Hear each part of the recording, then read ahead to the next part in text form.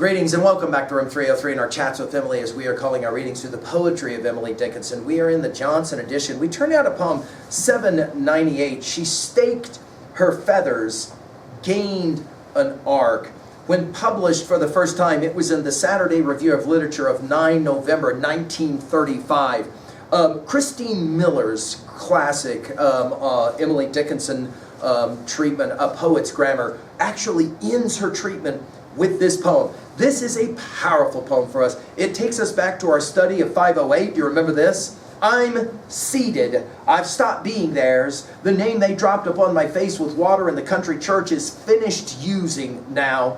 And they can put it with my dolls, my childhood, and the string of spools. I've finished threading too. Baptized before without the choice, but this time, consciously of grace, unto supremest name, called to my full, the crescent dropped, existence's whole arc filled up with one small diadem. Pay attention to the word arc.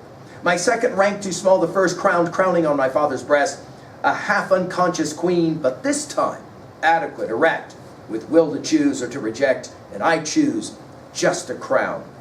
Now, our assumptions are that you've been following our stuff at LearnStrong.net. Down that left-hand side, Chats with Emily's our playlist. I'm hopeful that you've worked through our set of introductory comments as well as the preceding 797 poems. We just finished with 797 by my window, have I? And if you have done that reading, that study, like, for example, 508, you will be able to draw the connection between Emily as bird learning to fly and Emily as poet deciding she will, in fact, devote her life to the flight of poetry.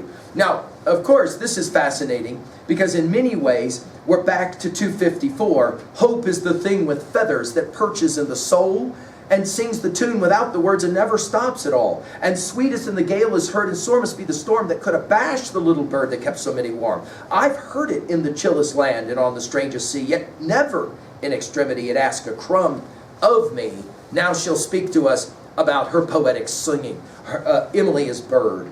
She staked her feathers, gained an arc, debated, rose again, this time beyond the estimate of envy or of men, and now among circumference her steady boat be seen at home among the billows as the bow where she was born. Of course, many have made this reference to the bow here being Emily's home in Amherst, where she spent all of her adult life. Notice we'll begin with the bird here, feminine. Of course, Emily identifying, and then the use of the word staked. We'll see it one other time in 1295. Her feathers, staked her feathers. In other words, gambled, if you will. Her feathers. Gained an arc. Man, the use of the word arc in 508 comes back. Then notice all the dashes here. Debated. In other words, should I take this leap? Should I not take this leap? Then rose again. Notice the phoenix mythology being played with here. This time, she finally makes it, right? Jumps, flies. Beyond the estimate of envy or of men. Now, men is capitalized here, and some have pointed out that what Emily's really doing is she's pointing out that there's certain people who maybe didn't really trust her or believe in her. Higginson comes to mind, Sam Boyles comes to mind, and others that she shared her poetry with. But now, and that's maybe the key word of the poem, among circumference, in other words, she's now flying in these larger and larger circles. Her steady, I think that may be the key word of the poem, boat be seen at home among the billows. Takes us back to our study of Sonnet 116 of Shakespeare, what it is, the star to every wandering bark whose worth's unknown, although his height be taken. That ability to be in the middle of the tempest and somehow to have that stability. She says,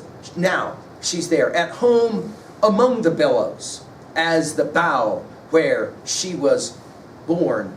I think the point here at 2A is that all great artists have to stake their claim of flight, and then they have to go, right? They have to go. At 2B, well, I think it's interesting that she uses the word men. Is she talking about all males? For example, as we said, Sam Boyles, Higginson, maybe her father, maybe her brother. Or is she talking about the world of poets and those who maybe didn't completely appreciate or understand her, or maybe even were envious of her? I mentioned that Miller's final lines in her classic treatment treat this poem. She'll say it this way: through apposition, The poet identifies men, exclusively male or generic, as the public world. With envy or any prohibiting emotion, she must rise above. The debate over whether to fly, however, is entirely her own, and once she has taken the preliminary daring steps into flight, she finds herself at home. Like the protagonist of this poem, Dickinson feels most secure when at a distance from her audience, and she creates the desired distance both physically in her life and metaphorically through the lack of direct self-reference and the general level of difficulty in her poems. The extraordinary, peculiar language of Dickinson's poetry leaves the reader grounded like the men of the poem, but entices the reader close enough to wonder at her flight. Finally, to own a poem like this, when was a time that you were challenged to fly? And I'm hopeful your study of Emily's poetry is doing that for you. Thank you.